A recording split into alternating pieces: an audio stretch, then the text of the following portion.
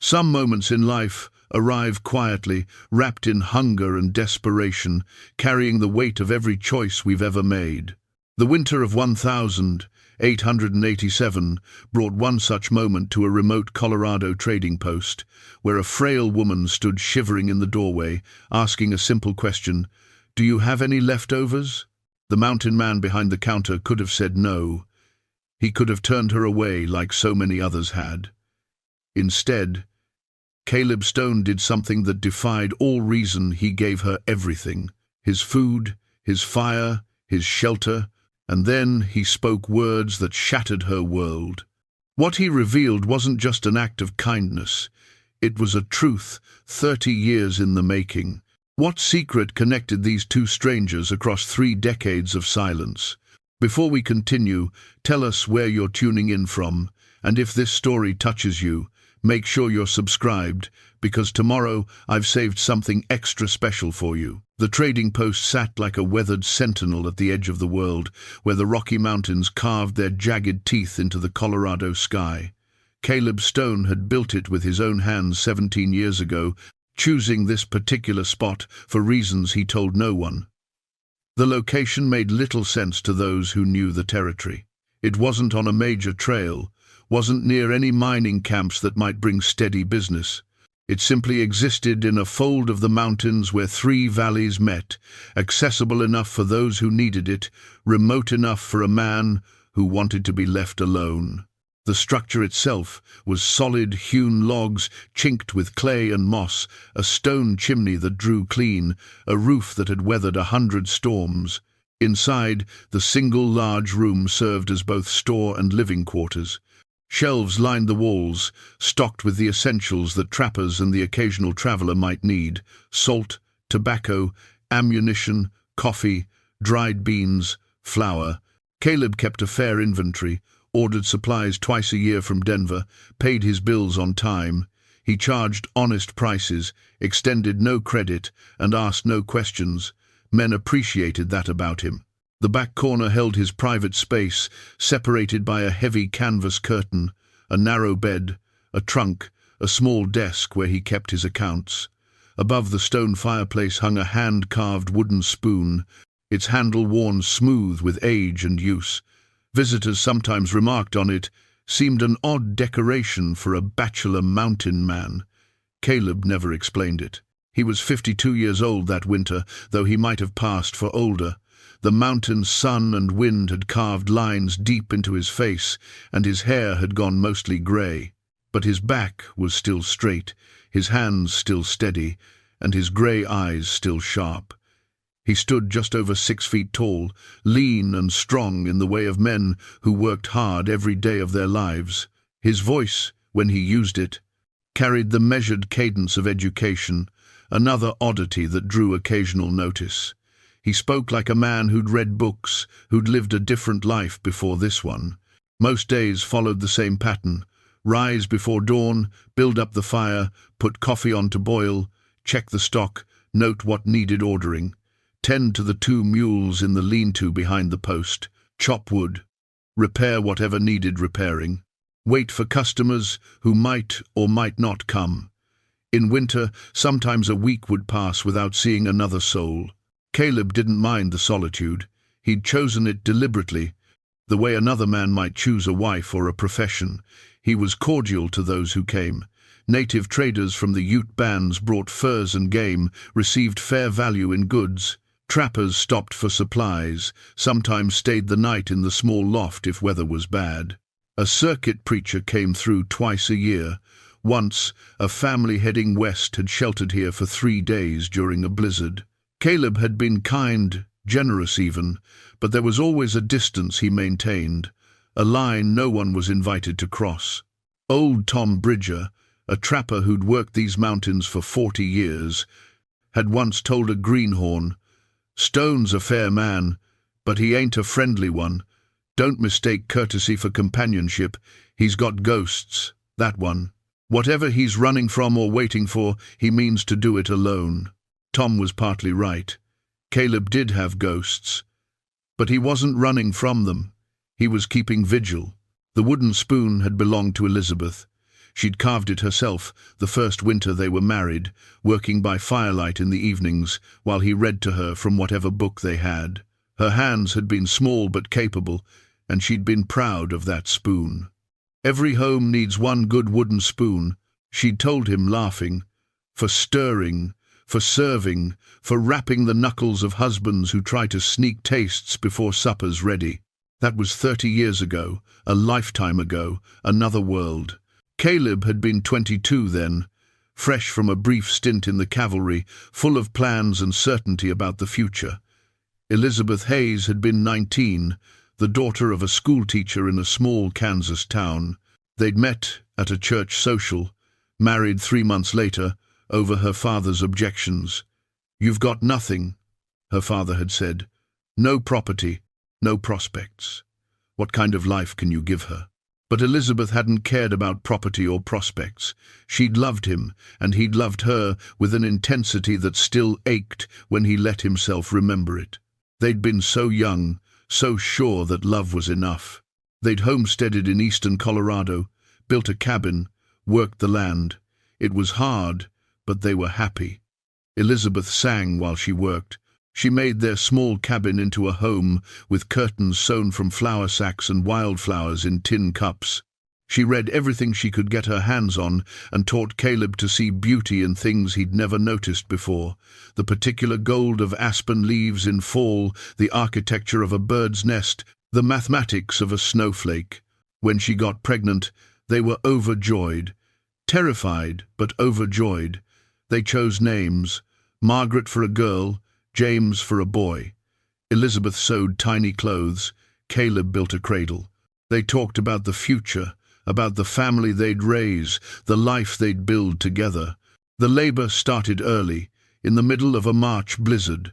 No doctor within 20 miles, no help coming. Caleb did everything he knew to do, everything Elizabeth's mother had told them in letters. But it wasn't enough.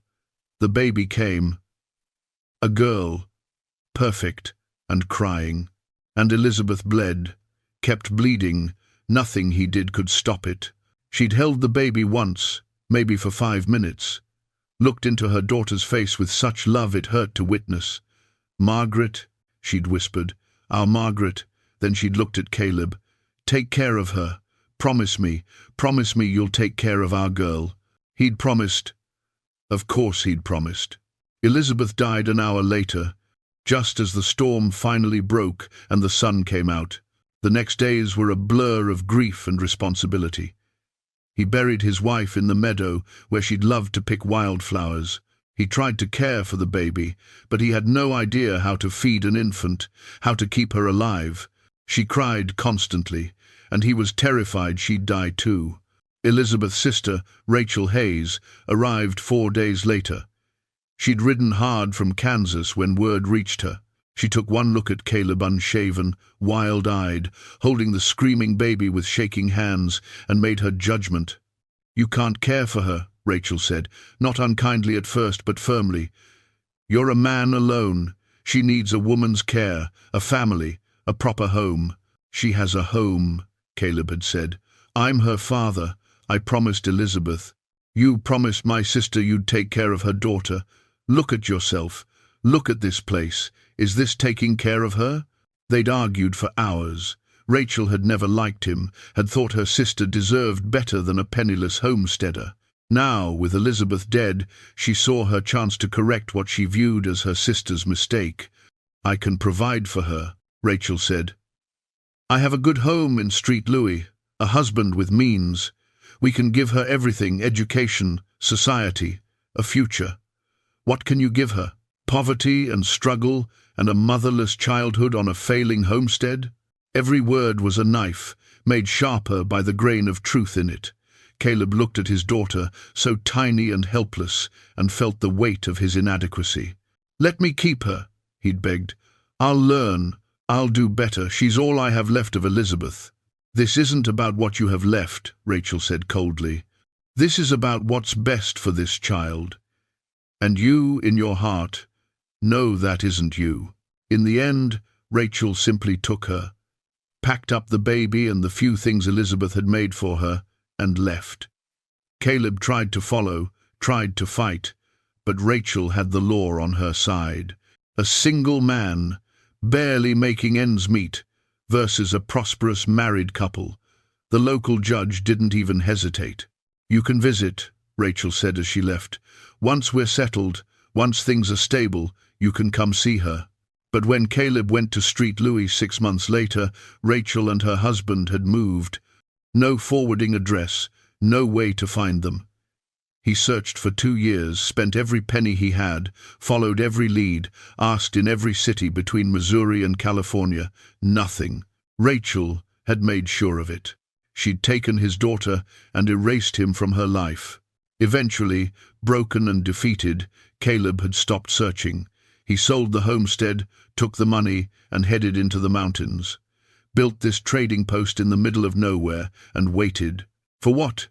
He wasn't sure at first. Justice? Forgiveness? A second chance? But as the years passed, a strange certainty settled over him. Someday, somehow, his daughter would come here. He didn't know how he knew it. Faith, maybe, or just refusal to accept that he'd lost her forever. He imagined her grown, traveling west for some reason, needing supplies or shelter. Walking through that door, he'd know her somehow. Maybe she'd have Elizabeth's eyes, her smile, and he'd finally keep the promise he'd made. 17 years he'd waited. 17 years of every opening door being a moment of possibility, of hope. Hundreds of travelers had come and gone. None of them were her. Until the winter afternoon, when a frail, elderly woman appeared in his doorway, barely standing, and asked, "Do you have any leftovers?" And Caleb Stone, looking into her weathered face, saw something that made his breath catch, something in the shape of her eyes, the line of her jaw, a ghost of the girl he'd only held for a few moments 30 years ago. His daughter had finally come home. The woman swayed in the doorway, one hand gripping the frame for support. Her dress was little more than rags, patched and repatched until the original fabric was barely visible. A threadbare shawl wrapped around her shoulders provided scant protection against the December cold. Her face was gaunt, cheekbones sharp beneath wind-burned skin, and her lips had gone pale. But it was her eyes that caught Caleb, dark brown, the exact shade of Elizabeth's, set in a face that hunger and hardship had aged beyond its years. "Do you have any leftovers?" she asked again, her voice barely above a whisper. "I can work for them. I can clean or mend things, or—" She didn't finish the sentence. Her knees buckled, and she began to collapse.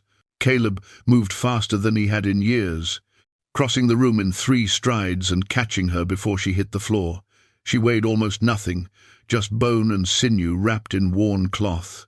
He lifted her easily, disturbed by how fragile she felt in his arms, and carried her to the chair by the fire. "Easy now," he said, his voice rough with disuse, and something else, an emotion he couldn't quite name. "Easy. You're safe here." Her eyes fluttered open, confusion and fear mixing in their depths. "I'm sorry," she whispered. "I didn't mean to. I can go. I just thought—" "You're not going anywhere," Caleb said, more firmly than he'd intended. He gentled his tone. She tried to think, her brow furrowing. "I had some berries. 2 days ago, I think, or maybe 3. The days run together when you're walking. 2 or 3 days. God Almighty." Caleb moved to the shelves, pulling down supplies with hands that trembled slightly. Bread, dried meat, a jar of preserves. He filled a cup with water from the barrel, then stopped himself. Water alone on an empty stomach could make her sick. He put a pot on the fire instead, added water, and began making a simple broth.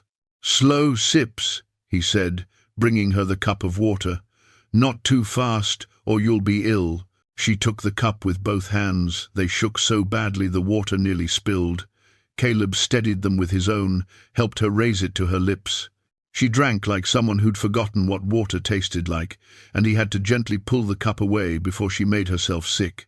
"More in a minute," he promised. "Let that settle first." While the broth heated, Caleb added wood to the fire and watched the woman from the corner of his eye. She sat hunched in the chair, trying to get warm, her gaze moving around the room with a mixture of wonder and wariness. He saw her take in the well-stocked shelves, the clean floor, the orderly arrangement of goods. Saw her eyes linger on the wooden spoon above the fireplace. "That's beautiful work," she said quietly. "The spoon, did you carve it?" Caleb's throat tightened. "No," he managed. "Someone I knew. A long time ago." The broth began to steam.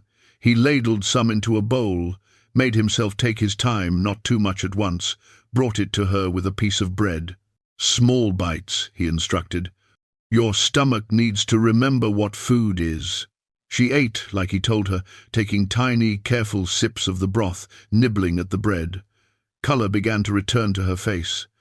After a few minutes, she looked up at him with tears in her eyes. "Thank you," she said. "I don't know how to thank you. I've been turned away from so many places. Most people, they see someone like me and they—" She stopped, swallowed hard. "You're very kind." Caleb didn't know what to say to that. Kind. He hadn't been kind in 30 years. He'd been fair, honest, but never kind. Kindness required opening yourself to others, and he'd locked that part of himself away when Rachel took his daughter. But looking at this woman, starving and desperate, something in him had cracked open. "What's your name?" he asked. She hesitated, as if even that small piece of herself might be dangerous to share. "Margaret," she finally said. "Margaret Hayes." The room seemed to tilt. Caleb gripped the edge of the table, his knuckles going white. Hayes, Elizabeth's maiden name, and Margaret the name they'd chosen, the name Elizabeth had whispered as she held their daughter for those few precious minutes. It couldn't be. The odds were impossible. Hayes wasn't an uncommon name, and Margaret even less so. This woman was too old anyway. She looked 50 or more, weathered and worn. His daughter would only be 30. But those eyes, the shape of her face beneath the ravages of hardship, the way she tilted her head slightly when she spoke. "Are you all right?" Margaret asked, concern cutting through her exhaustion. "You've gone pale." Caleb forced himself to breathe, to release his grip on the table. "I'm fine," he said. "It's just your name. I knew someone with that name once." "It's common enough," Margaret said with a sad smile. "There must be 1,000 Margaret Hayeses in the world." "I suppose so." Caleb moved back to the fire, needing something to do with his hands. "Where are you traveling from?" "Everywhere and nowhere," she said. "I was living in Wyoming territory. My husband passed 2 years ago. His family—" She stopped, her face darkening. "They weren't kind to me after he died. They expected me to work for my keep, but it was never enough. So I left." "And you've been wandering since?" "I tried to find work in the towns. But I'm not young anymore, and people want strong backs for the work that needs doing. I thought perhaps further south in the settlements there might be something." She looked down at her hands. "I didn't plan very well. My supplies ran out. I got turned around in the mountains. If I hadn't seen your post—" She didn't finish, but she didn't need to. They both knew what would have happened. Another few days in the wilderness without food or proper shelter, and she would have frozen to death or simply collapsed and never gotten up. "How old are you?" Caleb asked, trying to keep his voice casual. Margaret looked at him curiously. 29, she said, "though I feel twice that." 29. The exact age his daughter would be. Caleb's mind raced. It still might be coincidence, a cruel trick of fate, nothing more. But he had to know, had to be certain. "Were you born in Wyoming?" "No," Margaret's brow furrowed. "At least, I don't think so. I was raised by my aunt in Street Louis. She told me my mother died when I was a baby. And my father—" She paused, old pain flickering across her face. "She said my father wasn't fit to raise a child, that he'd given me to her to raise properly. Street Louis. An aunt who took her as a baby, a mother who died, a father deemed unfit. Caleb's heart hammered in his chest. He turned away so she wouldn't see his face, pretending to check the fire. His hands shook as he adjusted the logs. "Your aunt," he said carefully. "What was her name?" "Rachel Hayes. Well, Rachel Morrison after she married. Why do you ask?" "Rachel. Elizabeth's sister. The woman who'd stolen his daughter and disappeared. It was her. God help him. It was her. 30 years he'd waited, 30 years of watching every door, hoping and praying for a miracle, and she'd walked in asking for leftovers, so worn down by life that he'd almost not recognized her. His daughter. His little girl, who he'd held for mere minutes before she was taken from him, who he'd promised Elizabeth he'd protect, a promise he'd failed to keep for 3 decades. She was here, finally here, and she had no idea who he was. Caleb stood with his back to her, struggling to compose himself. He wanted to tell her everything, right now, this instant. Wanted to pull out the marriage certificate he'd kept in his trunk, the few letters Elizabeth had written, the tiny booty she'd sewn. Wanted to say, "I'm your father. I've been waiting for you. I never stopped looking. I never forgot." But he couldn't. Not yet. She was too fragile, too worn down. She'd just barely survived in the wilderness, was just now getting warm and fed. Dropping this revelation on her now might be too much. She might not believe him, might think he was mad or trying to trick her somehow. He needed to be careful. Needed to let her recover, build trust, find the right moment. But looking at her sitting by his fire, eating the food he'd given her, alive and here after all these years, Caleb felt something he'd thought long dead, stirring in his chest. "Hope, you'll stay here," he said, turning back to face her. "Rest, recover. There's a loft upstairs where you can sleep. I have plenty of supplies. You don't need to go back out into the cold." Margaret's eyes widened. "I couldn't impose like that. You've already done so much." "It's not an imposition," Caleb said. "I could use help around the post. Stock needs organizing, accounts need updating. If you're willing to work, we can call it even." It was a lie.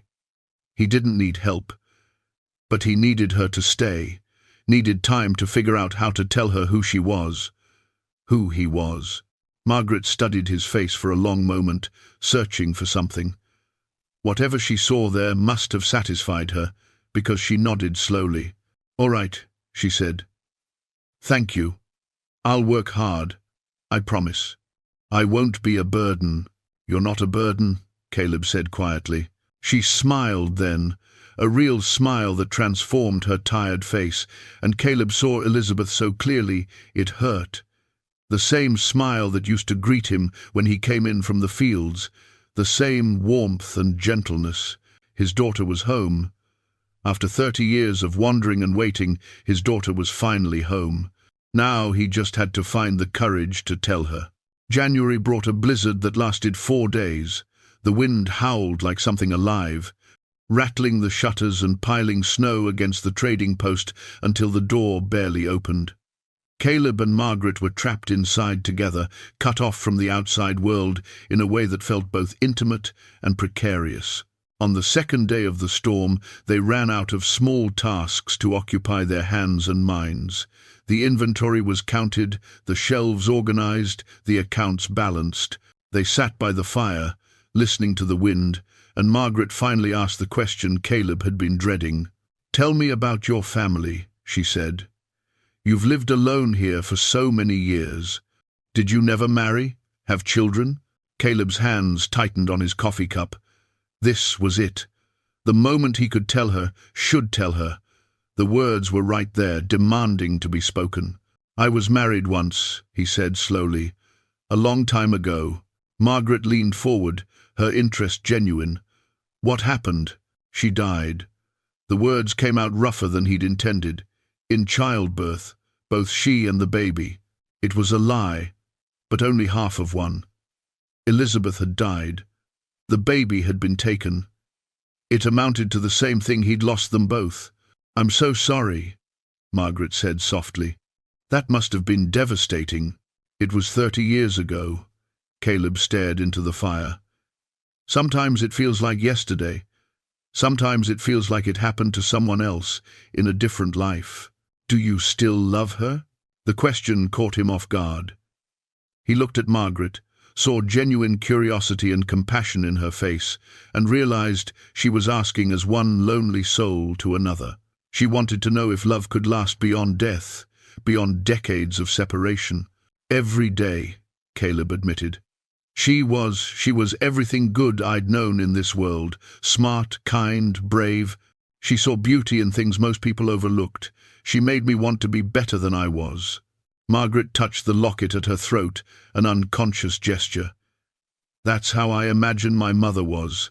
Rachel would never talk about her, but sometimes I'd catch her with this distant look, almost sad. I think she loved her sister, in her own way. I think losing her hurt more than Rachel ever let on. Tell me about your mother, Caleb said, seizing the opening. What did Rachel tell you about her? Very little. Her name was Elizabeth. She was younger than Rachel by several years. Rachel said she was beautiful but naive, that she fell in love with a man who couldn't provide for her properly. They married against the family's wishes and moved west to Homestead. When Elizabeth died having me, Rachel said it was a tragedy that could have been prevented if my mother had married someone suitable, someone with means to afford a doctor. Every word was designed to paint him as the villain. Caleb felt anger rising in his chest, but he pushed it down. Anger wouldn't help, the truth would. Did Rachel tell you your mother's married name? He asked carefully. Margaret frowned, thinking, I don't think she ever did. She always referred to her as Elizabeth Hayes, her maiden name. Now that you mention it, that's strange, isn't it? Why wouldn't she use my mother's married name? Maybe she wanted to forget the man who married her sister, Caleb suggested, if she blamed him for Elizabeth's death. Perhaps. Margaret's frown deepened. Sometimes I wonder if Rachel told me the truth about everything. There were so many gaps in the story, so many questions she refused to answer, like where I was born, exactly, or where my mother was buried. Once I asked if I could visit her grave, and Rachel became very angry, said the past was the past, and I needed to focus on my duties to the living. Caleb's jaw clenched. Rachel had denied his daughter even the comfort of visiting her mother's grave. Not that Margaret could have found it anyway. Elizabeth was buried in an unmarked spot in a meadow in eastern Colorado, beneath a simple wooden cross Caleb had carved himself. He'd gone back once, years later, to put up a proper stone marker. It was one of the few things he'd done that had brought him any peace. The locket, he said, nodding toward it. Rachel said it was your mother's. Do you know anything else about it? Margaret lifted it, opened it to show him again the lock of hair and worn inscription. Just that it was precious to her. Rachel gave it to me on my 16th birthday and told me to treasure it, that it was the only thing of my mother's that had survived. I've worn it every day since. Caleb wanted to tell her that he'd given that locket to Elizabeth, that he'd worked extra jobs for 2 months to afford it, that Elizabeth had cried when he presented it to her on their wedding day, had called it the most beautiful thing she'd ever owned, that the engraving was his doing, E.S., for Elizabeth Stone, the name she'd taken with such pride and joy. But again the words stuck. To reveal the locket's origin was to reveal everything, and he wasn't ready. Not yet. Your mother sounds like she was a remarkable woman, Caleb said instead. You should be proud to have her blood. I wish I'd known her. Margaret closed the locket gently. Sometimes I try to imagine what she looked like, what her voice sounded like, what made her laugh, but it's all blank spaces. Rachel wouldn't even show me a picture. Perhaps she didn't have one. Perhaps. Or perhaps. Margaret stopped herself, shook her head. Never mind. Say it, Caleb urged. Margaret looked at him, something vulnerable in her expression. Sometimes I wonder if Rachel kept things from me deliberately, if maybe she was jealous of Elizabeth, or angry with her for dying, or, I don't know. It just feels like there's a whole story I was never told, like there are secrets buried so deep I'll never uncover them. Maybe the secrets aren't as buried as you think, Caleb said quietly. Maybe they're closer than you realize. Margaret tilted her head, studying him. You say the strangest things sometimes. It's like you're speaking in riddles. Caleb managed a slight smile. Forgive an old man his odd turns of phrase. The storm continued to rage outside. They prepared supper together, moving around the small kitchen space with the ease of people who'd learned each other's rhythms. As they ate, Caleb watched Margaret and thought about all the meals he'd missed with her. All the birthdays, all the ordinary days, all the moments of her growing up that Rachel had stolen from him. But she was here now. That was what mattered. She was safe and warm and fed, sitting at his table, becoming more herself with each passing day. The haunted, desperate woman who'd stumbled into his trading post was transforming into someone stronger, more confident. It was like watching a flower bloom after a long winter. After supper, as they sat by the fire, Margaret suddenly spoke. I was raised to believe my father was worthless, she said quietly. Rachel made sure I understood that he'd failed my mother, failed me. For years I was angry at him. This man I'd never met, angry that he'd been too weak or selfish or poor to keep his family together. Caleb's breath caught. He couldn't speak, couldn't move. But lately, Margaret continued, still staring at the fire, I've been wondering if maybe Rachel lied. Maybe my father wasn't worthless at all. Maybe he was just unlucky. Maybe he loved my mother and me, but circumstances, life, took us away from him. Why the change? Caleb managed to ask. Margaret turned to look at him, her eyes bright in the firelight. Because of you. Because you've shown me that kindness exists, that there are good men in the world who do right by others, even when they have no obligation to. If a stranger like you could show me such compassion, maybe my own father— She stopped, swallowed hard. Maybe he wasn't the monster Rachel made him out to be. Caleb felt tears pricking at his eyes. He blinked them back, overwhelmed by the gift she'd just unknowingly given him, the possibility of redemption, of being seen not as a failure, but as someone who'd loved and lost and done his best. I'm sure your father loved you, Caleb said, his voice thick. I'm sure losing you broke his heart. Margaret smiled sadly. I'd like to think so. It's a nicer story than the one I was raised with. Outside, the storm howled. Inside, by the fire, a father and daughter sat together, separated by a truth that hung between them like a living thing, waiting for the moment to finally be spoken aloud. The blizzard finally broke on the 5th day. Caleb woke to silence. The absence of wind was almost louder than the storm had been. He rose quietly, not wanting to wake Margaret in the loft, and stepped outside into a world transformed. Snow stretched in every direction, pristine and blinding in the early morning sun. The drifts reached above his waist in places, and the path to the lean-to where the mules were kept had completely disappeared. It would take hours to dig out. He was contemplating where to start when he heard the ladder creak behind him. Margaret emerged, wrapped in a blanket, and stood in the doorway taking in the view. It's beautiful, she breathed. I've never seen so much snow. It's beautiful until you have to move it, Caleb said with a slight smile. We've got a full day's work ahead of us. They worked together through the morning, shoveling paths, checking on the mules, clearing the roof before the weight of the snow became dangerous. Margaret proved stronger than she looked, working steadily without complaint. By midday they were both exhausted, red-cheeked and breathing hard. As they took a break, sharing coffee and cold biscuits, Margaret asked a question that stopped Caleb's heart. That spoon above the fireplace, she said, the one you said belonged to someone you knew, was it your wife's? Caleb set down his coffee carefully. Yes. Why do you keep it there? Doesn't it hurt seeing it every day, being reminded of what you lost? At first it did, Caleb admitted, but over time it became a comfort, I suppose. A reminder that I once had something worth grieving for, that my life wasn't always— He gestured around them. This, Margaret was quiet for a moment.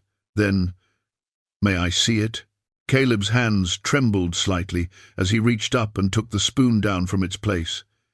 He'd hung it there 17 years ago when he built the post, and it hadn't been touched since. He handed it to Margaret, watching her face as she examined it. "The workmanship is lovely," she said, running her finger along the smooth handle. "She must have been talented." She was. She could make beauty out of nothing. Even when we had next to nothing, she found ways to make our home. He stopped, realizing he was saying too much, revealing too much. "What was her name?" Margaret asked softly. The moment stretched. Caleb could end this now, could say the name Elizabeth and watch recognition dawn in his daughter's eyes. The locket around her neck had belonged to a woman named Elizabeth. She'd just told him her mother's name was Elizabeth. The coincidence would be too great to ignore. "Elizabeth," he said, and watched her face. Margaret's expression shifted, surprise and something like wonder crossing her features. "Elizabeth," she repeated. "That was my mother's name too." "It's a common name," Caleb said, though his heart was hammering. "Yes," but Margaret looked down at the spoon, then back at Caleb. "Your wife died in childbirth 30 years ago. My mother died in childbirth 30 years ago. They had the same name, Caleb. That can't be coincidence. There are many tragedies in the world," Caleb said carefully. "Many women named Elizabeth who died too young." But Margaret wasn't listening. She'd set the spoon down and was unfastening the locket with shaking hands. She opened it, held it close, examining the worn inscription in the bright sunlight streaming through the window. "E.S.," she said. "I always thought it was just my mother's initials, Elizabeth something. But what if the S was her married initial? What if she was Elizabeth Stone?" Caleb couldn't speak. His throat had closed completely. Margaret looked up at him, her eyes wide. "Caleb Stone. Your name is Caleb Stone. If she married you, she would have been Elizabeth Stone. E.S. Margaret. Rachel never told me my mother's married name," Margaret continued, the words coming faster now. "She always called her Elizabeth Hayes. But that was her maiden name, not her married name. Why would Rachel do that, unless—" She stopped, the color draining from her face. "Unless she was trying to hide who my mother had married." "You're making connections where there might not be any," Caleb tried. But even he could hear how weak it sounded. Margaret stood abruptly, the locket clutched in her hand. "You said your wife died having a baby." Caleb stood too, his heart breaking. This wasn't how he'd wanted her to find out. He'd wanted to tell her gently, with all the evidence laid out, with time to explain and comfort. Not like this. Not with her piecing it together in shock and confusion. "Margaret, please sit down. Let me explain." "What happened to the baby?" she demanded, her voice rising. "Did it die too? You said both she and the baby, but was that true?" "The baby lived," Caleb said quietly. "A girl. She lived for a few minutes in my arms, and then her aunt took her away, and I never saw her again." The words hung in the air between them. Margaret swayed slightly, and Caleb moved forward to steady her, but she stepped back. "Her aunt," Margaret whispered. "Rachel. You're saying Rachel took your baby. Rachel took my daughter, told me I wasn't fit to raise her, used the law to make it legal, then disappeared so I could never find her again." The words were pouring out now, unstoppable. "I searched for 2 years, spent every penny I had, asked in every city between here and the Mississippi. But Rachel had covered her tracks too well." Margaret's hand went to her throat, to the locket. "What was your daughter's name?" "Margaret," Caleb said, his voice breaking. "We named her Margaret, after Elizabeth's grandmother." The truth settled between them like snow, silent and inevitable. Margaret's face crumpled, and then she was crying great, heaving sobs that shook her whole body. Caleb wanted to go to her, to hold her, but he didn't know if he had the right. Didn't know if she'd want comfort from him now that she knew. "I'm your daughter," she said through her tears. "You're my father. All this time, all these weeks you knew and you didn't tell me." "I wanted to," Caleb said desperately, "from the moment you said your name. But you were so fragile, so hurt, I was afraid." "Afraid of what? That I'd reject you? That I'd leave?" Margaret wiped at her face angrily. "I had a right to know. This is my life, my history, my identity. You had no right to keep it from me." "I know," Caleb said quietly. "You're right. I should have told you immediately. I was selfish and scared, and I'm sorry." They stood facing each other, father and daughter, strangers and family, the weight of 30 years and 1,000 miles between them. Margaret turned away from him, her shoulders shaking. Caleb stood frozen, wanting to reach for her but terrified of making things worse. The silence stretched, broken only by her ragged breathing and the crackling of the fire. Finally she spoke without turning around. "Prove it. You say I'm your daughter. Prove it." "Of course." Caleb moved to the canvas curtain that separated his private space, pulling it aside. His hands shook as he opened the old trunk at the foot of his bed. He'd kept everything, treasured every scrap of evidence of the life he'd once had. He pulled out the items one by one, carrying them to the table where Margaret could see. A marriage certificate, the paper yellowed but the ink still clear. Caleb Stone and Elizabeth Hayes, married the 15th of June, 1857. A small leather journal, its pages filled with Elizabeth's handwriting, letters she'd written to her sister before the rift, describing her happiness, her love for Caleb, her joy at being pregnant. A tiny knitted bootie, soft white wool never worn. And finally, a daguerreotype photograph in a simple frame. The photograph showed a young couple on their wedding day. Caleb, barely 22, stood tall and proud in his only suit. Beside him, Elizabeth smiled radiantly, her hand tucked into his arm. She wore a simple dress and held a small bouquet of wildflowers. Her face was young and unlined, but unmistakably the same bone structure that Margaret saw in her own mirror every day. Margaret picked up the photograph with trembling hands. She stared at it for a long moment, then looked at the marriage certificate, then back at the photograph. "She looks like me," she whispered. "Or I look like her." "You have her eyes," Caleb said softly. "Her smile, the way you tilt your head when you're thinking. I saw it the moment you walked through that door." Margaret set down the photograph and picked up the journal. She opened it to a random page and began to read aloud, her voice shaking. "December 3rd, 1857. The baby kicked today. Strong enough that Caleb felt it when he put his hand on my belly. He looked so amazed, so full of wonder. I love him more than I thought it was possible to love another person. Whatever happens, whatever trials we face, I know we'll face them together. I'm the luckiest woman alive." Tears streamed down Margaret's face. She flipped through more pages, reading snippets of her mother's thoughts, her mother's love, her mother's hopes for the future. The journal ended abruptly in late February 1858, just weeks before Margaret's birth. "She wanted me," Margaret said, her voice breaking. "She was happy about having me." "She was overjoyed," Caleb said. "We both were. You were going to be our whole world." Margaret picked up one of the letters, dated from earlier in the marriage.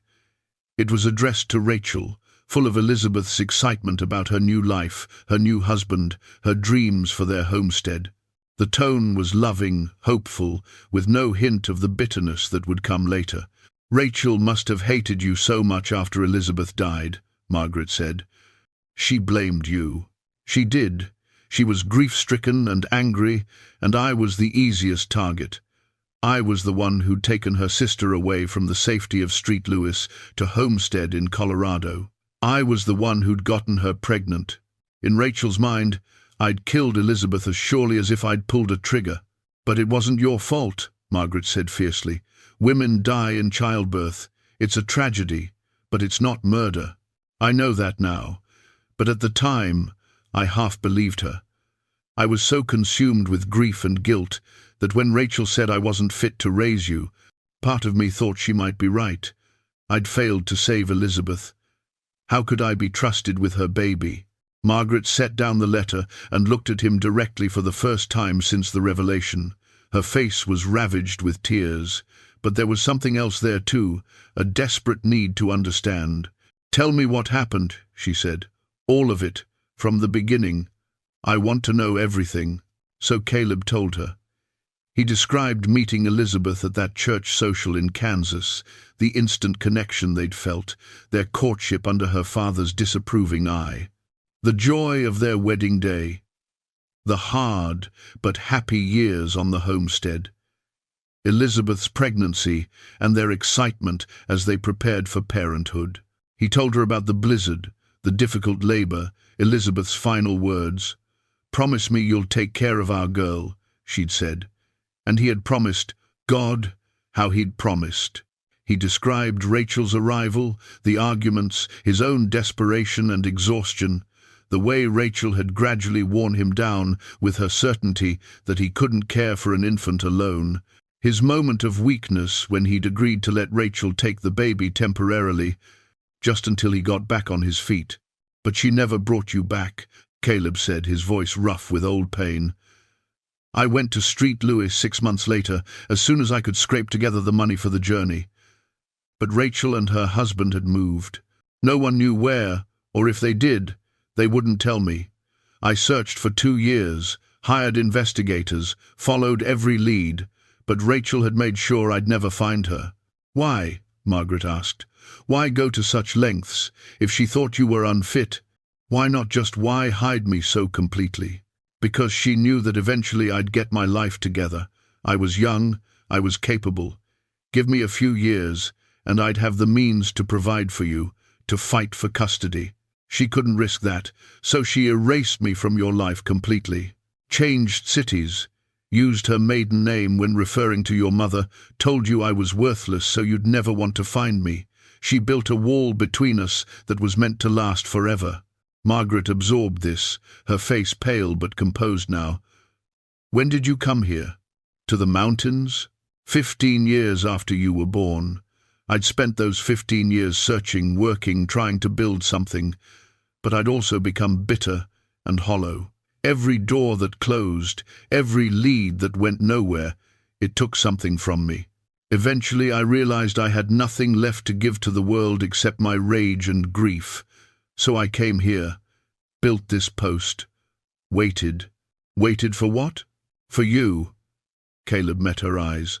"It sounds mad, I know, but I had this certainty that someday, somehow, you'd come through that door, that God or fate or random chance would bring you to me. So I stayed here, at the edge of the world, and I kept vigil. For 17 years. You waited for 17 years on nothing but hope." "What else did I have?" Caleb asked simply. "You were all I had left of Elizabeth. The promise I made to her was all I had left of honor, so I waited." Margaret picked up the tiny booty, running her fingers over the delicate stitches. "Elizabeth made this? She made it while sitting by the fire during our last winter together. She was so proud of how the stitches turned out. She made 2, actually, but Rachel took the other one with her when she took you. I never saw it. Rachel never showed me anything that belonged to my mother except the locket."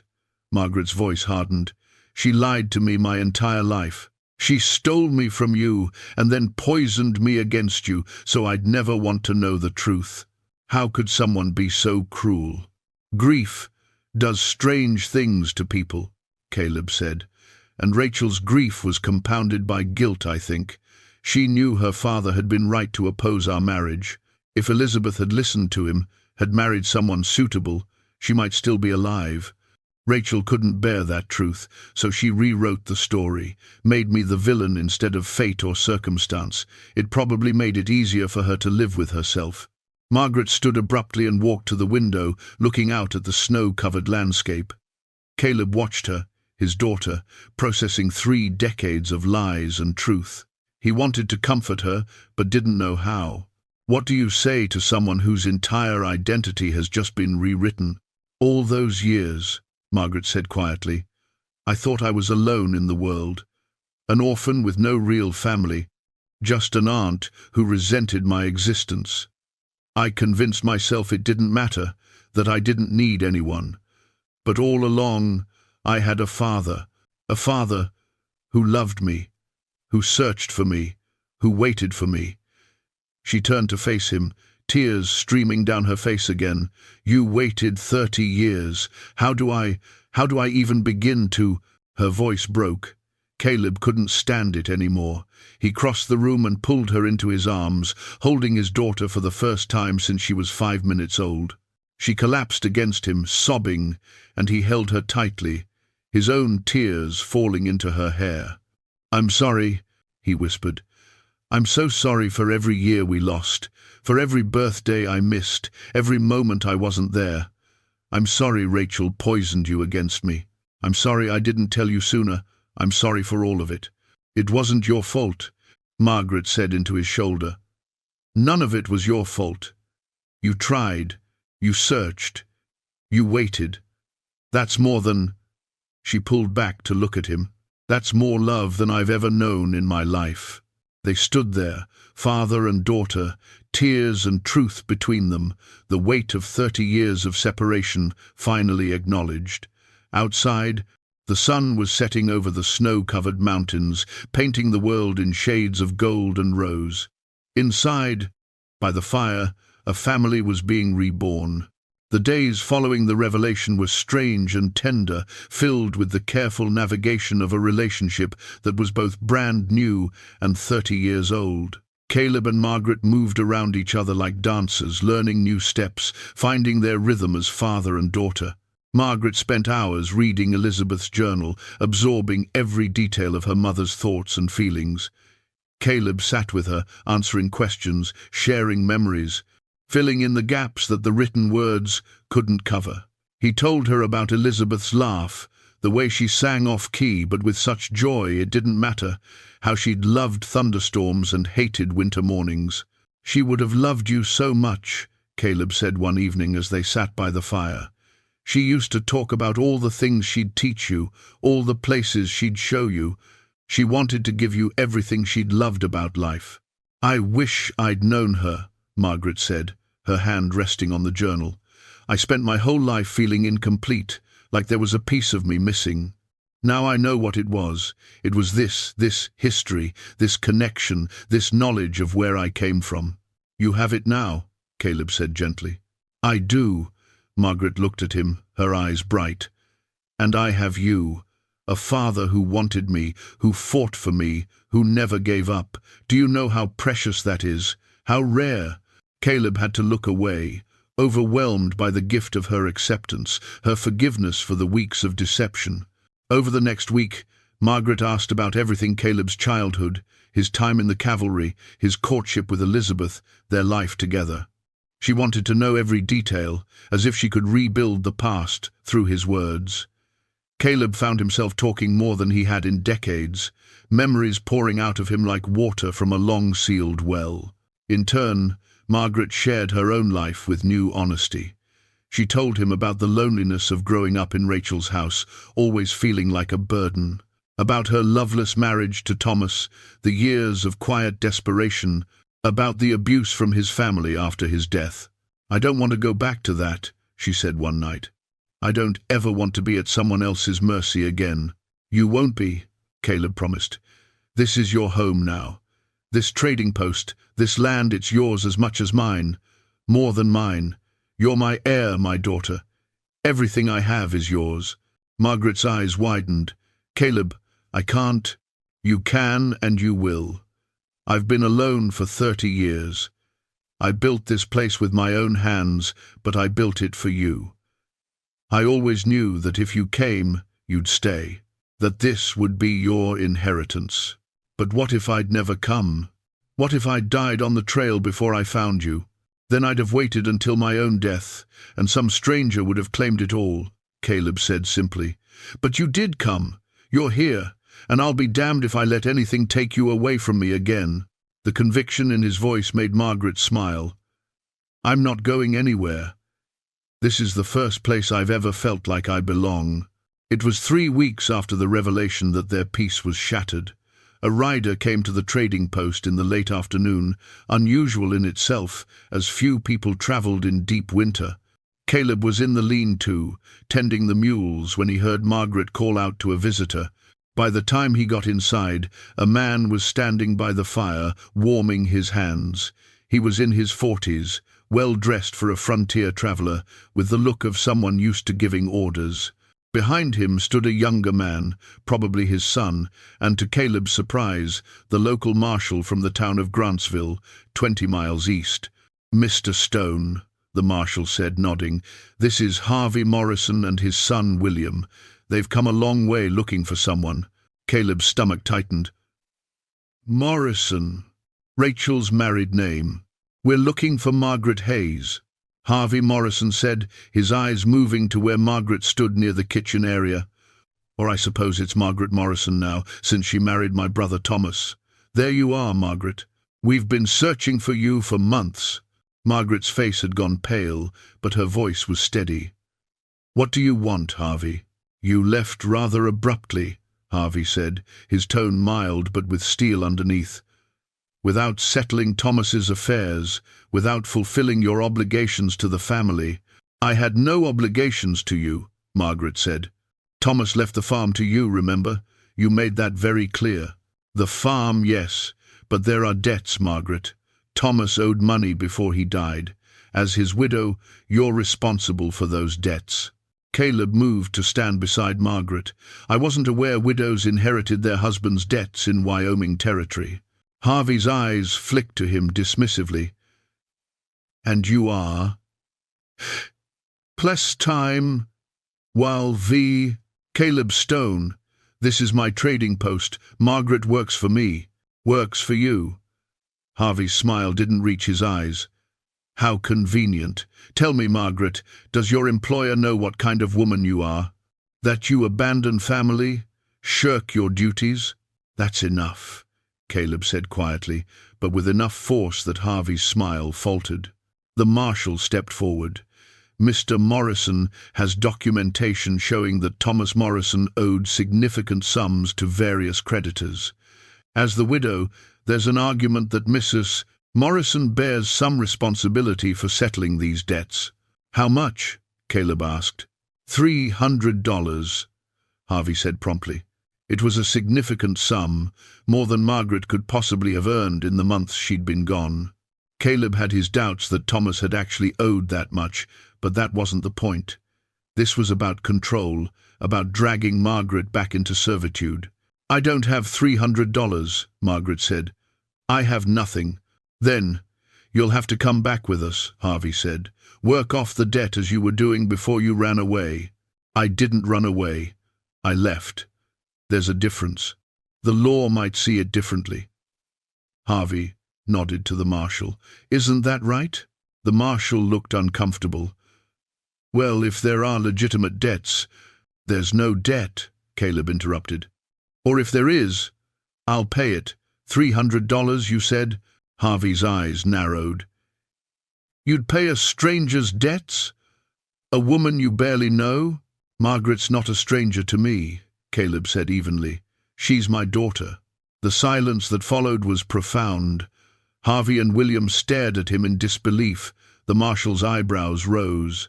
Margaret reached for Caleb's hand and squeezed it, a gesture of gratitude and solidarity. "Your daughter," Harvey repeated slowly. "That's impossible. Margaret is the daughter of, well, we don't speak of him, but certainly not you." "I have documentation," Caleb said. "Marriage certificate proving I was married to Elizabeth Hayes. Birth records showing a daughter born in March 1858. Margaret is my daughter, stolen from me by her Aunt Rachel 30 years ago." "Rachel Morrison was my mother," Harvey said coldly, "and she told me about Margaret's father, a worthless homesteader who couldn't provide for his family. She saved Margaret from poverty and gave her a good home." "She lied," Margaret said, her voice shaking with anger. "About everything. My father searched for me for years. Rachel made sure he'd never find me, then filled my head with lies so I'd never want to know the truth. "This is absurd," William Morrison said, speaking for the first time. "You can't just claim to be someone's father after 30 years. "I can when it's the truth," Caleb said. He turned to the marshal. "I have proof. Marriage certificate, letters, a photograph. Margaret has the locket her mother wore, engraved with her married initials.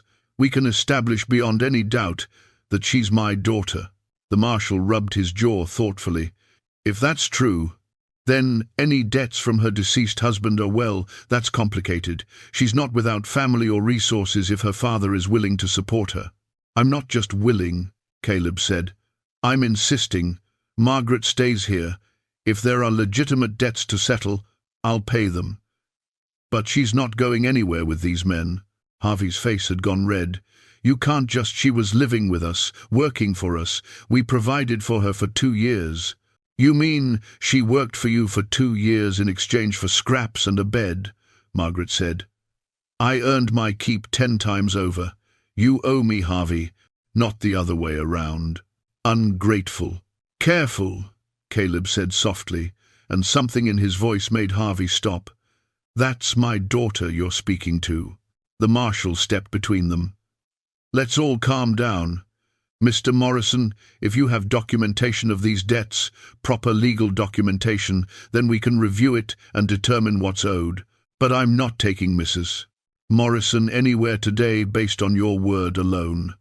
And if Mr. Stone here is truly her father and willing to settle any legitimate claims, then that's the end of it." "I want to see this proof," Harvey demanded. "This supposed evidence that she's your daughter." Caleb brought out the trunk again, laying out the same documents he'd shown Margaret weeks before. The marriage certificate, the journal, the letters, the photograph. The marshal examined each one carefully while Harvey and William looked on with growing frustration. "It certainly appears legitimate," the marshal finally said. "Mrs. Morrison, do you accept this man as your father?" "I do," Margaret said firmly. "He's my father, and this is my home. I'm not going anywhere." Harvey turned to her, his expression ugly. "You'd believe this stranger over the family who raised you, over Rachel's memory?" "Rachel lied to me my entire life," Margaret said. "She stole me from my father and poisoned me against him. Yes, I believe him, because unlike Rachel, he's telling the truth." "This isn't over," Harvey said. "There are legal proceedings we can pursue." "Pursue them," Caleb said calmly. "But Margaret stays here while you do, and I'll be hiring lawyers to contest any claims you make. I have resources, Mr. Morrison, more than you might think, and I'll spend every penny I have protecting my daughter." The two men stared at each other, the tension thick enough to cut. Finally, the marshal cleared his throat. "I think it's best if we all step back and let the law take its course. Mr. Morrison, you're welcome to file a claim in Grantsville. Mr. Stone, Mrs. Morrison, you'll be notified if anything comes of it. But for now, everyone goes their separate ways, peacefully." Harvey looked like he wanted to argue, but the marshal's hand rested on his gun belt, a subtle reminder of authority. Slowly, Harvey nodded. "Come on, William. We're leaving." He turned at the door. "This isn't finished, Margaret. You'll regret turning your back on family." "You're not my family," Margaret said quietly. "You never were. My family is standing right here beside me." After they left, Margaret sagged against Caleb, trembling. He held her steady, his own heart racing with the confrontation's aftermath. "They'll be back," Margaret said. "You know they will." "Let them come," Caleb replied. "I waited 30 years for you. I'll fight 30 more to keep you safe." The marshal moved faster than Caleb expected. His hand shot out, grabbing the hired man's wrist before the gun could fully clear leather. "Holster that weapon," the marshal ordered, his voice carrying authority that had been absent before. "Now." The hired man hesitated, looking to Harvey for direction. Harvey's jaw clenched, but he gave a sharp nod. The gun disappeared back into its holster. "Marshal," Harvey said tightly, "you saw the document. You're sworn to uphold—" "I'm sworn to uphold the law," the marshal interrupted.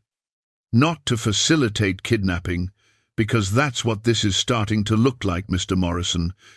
You come here with hired guns, making threats, trying to force a woman to leave against her will. That's not legal debt collection. That's coercion. She owes a legitimate debt. Maybe she does, maybe she doesn't, but that's for a proper court to decide, not for you to enforce at gunpoint. The marshal turned to Caleb. Mr. Stone, you said you're willing to pay the claimed debt? I am. $400. I'll ride to Grantsville tomorrow and deposit it with the court. They can verify the legitimacy of the claim and distribute funds to actual creditors if they exist. That sounds reasonable to me, the marshal said. He looked at Harvey. That should satisfy any legal obligation Mrs. Morrison might have. It's not about the money. Harvey started again. Then what is it about? The marshal asked sharply. Because from where I'm standing, it looks like you're trying to force a woman back into unpaid labor using fake debts as justification. That's a crime, Mr. Morrison. A serious one. A munger. Harvey's face flushed red. My mother took this woman in, raised her, gave her everything. Your mother kidnapped her, Caleb said quietly. Stole her from her father and spent 30 years lying about it. That's the truth Rachel couldn't face, so she built a fiction around it. And you've inherited her lies, along with her guilt. How dare you? It's true, Margaret said. Her voice was calm now, steady with certainty. Rachel stole me from my father when I was days old. She told him he wasn't fit to raise me, then disappeared so he could never find me. She spent my entire childhood poisoning me against him, making sure I'd never want to know the truth.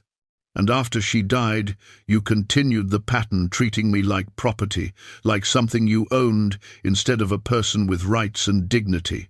We gave you a home. You gave me a prison, Margaret corrected. One I'm done living in. The marshal was nodding slowly, pieces falling into place. Mrs. Morrison, do you want to go with these men? No. Are you staying here of your own free will? I am. This is my father. This is my home. These men have no claim on me. The marshal turned to Harvey. That settles it then. Mr. Stone will pay the claimed debt through proper channels. Mrs. Morrison is staying here by choice. You and your men need to leave. Now, this is outrageous. This is the law, the marshal said firmly. You want to contest it? Hire a lawyer. Go through the courts properly. But you don't get to ride onto a man's property with armed men and make demands. That's not how civilized people settle disputes. Harvey looked like he wanted to explode, but the marshal's hand rested on his own gun now, a clear statement of where authority lay. After a long, tense moment, Harvey turned and strode toward the door. At the threshold, he looked back at Margaret. You'll regret this. Turning your back on the people who raised you, choosing a stranger. He's not a stranger, Margaret said softly. He's my father. And he's shown me more love in a few weeks than your family showed me in 30 years. I have no regrets. Harvey's expression twisted with rage, and something else, perhaps a flicker of recognition that he was wrong, that his mother had been wrong, that this entire situation was built on a foundation of lies and cruelty. But pride wouldn't let him admit it. Let's go, he said to his men. They mounted up and rode out, the sound of hooves fading into the winter afternoon. The marshal lingered, accepting a cup of coffee from Caleb, while he wrote out a receipt for the promised payment. I had my doubts about that court order from the start, he admitted. Judge Parker doesn't usually handle civil matters like that, and the paperwork was sloppy. I think Mr. Morrison may have obtained it through, let's say, irregular means. Will there be consequences for that? Caleb asked. I'll be looking into it, the marshal said, but my advice, get your own lawyer. Document everything. Make sure your claim as Margaret's father is legally ironclad. Men like Harvey Morrison don't give up easily, especially when they feel they've been made to look foolish. I'll do that, Caleb promised. After the marshal left, Caleb and Margaret stood in the doorway, watching the last traces of the riders disappear into the distance. Margaret leaned against her father's shoulder, and he put his arm around her. "Is it really over?" she asked. "The immediate danger is. But the marshal's right, Harvey won't give up easily. We'll need to make sure everything is legal and documented. I'll get a lawyer from Denver if I have to." "You'd do that? Spend that kind of money?" "Margaret," Caleb turned her to face him, "I'd spend every penny I have. I'd mortgage this land, sell everything I own. You're my daughter. There's nothing I wouldn't do to keep you safe and keep you here where you belong." Margaret's eyes filled with tears. No one has ever—" "I know," Caleb said gently, "but from now on, you'll never doubt it again. You're loved, you're wanted, you're home." She embraced him then, and Caleb held his daughter close, thanking God and fate and whatever force had finally brought her back to him. Spring came to the Colorado mountains the way it always did, slowly at first, then all at once. The snow began to melt in late March, revealing the brown grass and muddy earth beneath. By April, the first wildflowers appeared in the meadows, purple and yellow against the green. The aspens leafed out, their leaves trembling in the mountain breeze. The world was being reborn. So was the trading post. Margaret stood on a ladder, steadying the new sign, while Caleb hammered it into place above the door. The wood was freshly carved, the letters deep and clear, "Stone and Daughter Trading Post." "A little to the left," Margaret called. "There, perfect." Caleb climbed down and stood beside her, both of them looking up at their handiwork. The sign represented everything they'd built together over the winter, not just a business partnership, but a family, a home, a future. "Your mother would have loved this," Caleb said quietly, seeing her daughter's name up there, knowing we were finally together. "I wish I could have known her," Margaret said, "but in a way, I feel like I do. Through her journal, through your stories, through—" She touched the locket at her throat. "Through this, I carry her with me every day." They'd spent the winter months not just surviving, but thriving. After the confrontation with Harvey Morrison, Caleb had indeed hired a lawyer from Denver, a sharp young man named Peters, who'd taken great satisfaction in dismantling Harvey's fraudulent claims. The supposed court order had been revealed as a forgery, the debts largely invented. Harvey had been forced to pay a fine and publicly apologize. He hadn't been heard from since. More importantly, Peters had helped Caleb legally establish Margaret's identity and his paternity. There was now official documentation filed with the territorial government confirming that Margaret Hayes Morrison was the daughter of Caleb Stone and Elizabeth Hayes Stone, stolen as an infant and recently reunited with her father. Rachel's deception was a matter of legal record now, her lies finally exposed to the light. With that settled, Caleb had done something else. He'd drawn up a new will, leaving everything to Margaret. The trading post, the land, his savings, all of it. "I don't plan on dying anytime soon," he'd told her with a slight smile. "But when I do, I want there to be no question. This is yours. It always was." The trading post itself had flourished under their joint management. Margaret had proven to have a natural head for business, negotiating fair but firm deals with trappers and native traders alike. She'd expanded their inventory, organized the stock more efficiently, even started a small garden plot behind the building where she planned to grow vegetables for trade and for their own table. Word had spread about the partnership, and more customers came through now. They liked dealing with Margaret, found her fair and honest and pleasant. Some of the older trappers joked that Caleb had gotten downright sociable since his daughter arrived, and it was true. With Margaret there, the trading post felt less like a hermitage and more like what Caleb had always secretly hoped it could be, a real home. On this particular spring morning, as they admired their new sign, a familiar figure approached on horseback. Joe Hawkins, the grizzled trapper who'd commented on Margaret's presence months ago, rode up with a grin. "Well now," he said, dismounting and tipping his hat to Margaret, Stone and daughter.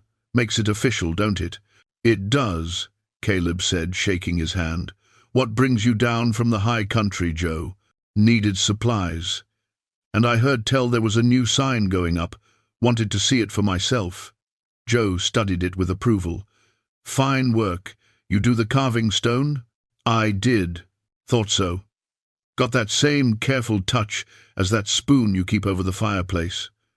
Joe winked at Margaret. Your ma's spoon, I'm guessing? It is, Margaret said with a smile. Would you like some coffee, Mr. Hawkins? We just put a fresh pot on. Don't mind if I do. Inside, as they served Joe his coffee and filled his order for supplies, the trapper regaled them with stories from his winter trap lines. Margaret listened with genuine interest, asking questions, laughing at his jokes. Caleb watched them interact and felt something he hadn't felt in 30 years. Contentment. Not just survival, not just getting through another day, but actual happiness. After Joe left, Margaret organized the new stock while Caleb updated the ledger. They worked in comfortable silence, the kind that only comes when people are truly at ease with each other. I've been thinking, Margaret said after a while, about the future. Caleb looked up from his numbers. Oh, this place could be more than a trading post. We have good land here, water from the creek, space for expansion. We could build a proper house, maybe a small inn for travelers. Make this a real settlement. You want to build? Caleb asked, intrigued. I want to grow, Margaret said. I spent so many years just surviving, just existing from one day to the next. Now I have a chance to actually build something, with you, for us. She paused, then added, and maybe someday, for others. Family. Caleb understood what she meant. Margaret was only 29. There was time for her to marry again, this time for love, time for children, his grandchildren. The thought filled him with unexpected joy. I think that sounds wonderful, he said. They worked until sunset, then sat together on the porch, watching the mountains turn purple and gold in the fading light. Margaret leaned her head on Caleb's shoulder, and he put his arm around her, a gesture that had become natural, familiar, right. You know what I think about sometimes, Margaret said. That day I stumbled in here, starving and desperate, asking for leftovers. I thought I was just asking for food. I had no idea I was actually asking for everything. A father, a home, a future, a family.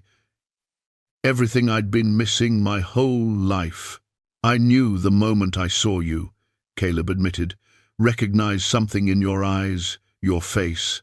30 years I waited, and there you were, asking the simplest question in the world. And I got to answer it by giving you everything I had. You gave me more than that, Margaret said softly. You gave me myself, my real self, not the person Rachel wanted me to be or Thomas's family wanted to use. You gave me the truth about who I am and where I come from. That's worth more than any amount of food or shelter. They sat in companionable silence as the stars began to emerge. A coyote called in the distance, and somewhere a night bird sang. The world was settling into its evening rhythms, peaceful and whole. Do you think she's watching? Margaret asked. Elizabeth, your wife, my mother. Do you think she knows we found each other? Caleb thought about that, about Elizabeth's last words, her desperate plea for him to take care of their daughter, about the promise he'd made and finally, 30 years later, kept. I think she knows, he said, and I think she's at peace. We're finally together, the three of us. Not the way she wanted, not the way any of us would have chosen, but together nonetheless. A family. Margaret squeezed his hand. A family, she repeated. I like the sound of that. Above them, the new sign creaked gently in the breeze. Stone and daughter. A promise made good. A family reunited. A home built not just of wood and stone, but of love and truth, and the patient faith that good things, given enough time and hope, can finally come to pass. In the morning, the world would bring new challenges, new customers, new adventures. But tonight, a father and daughter sat together under the Colorado stars, whole at last, and that was more than enough.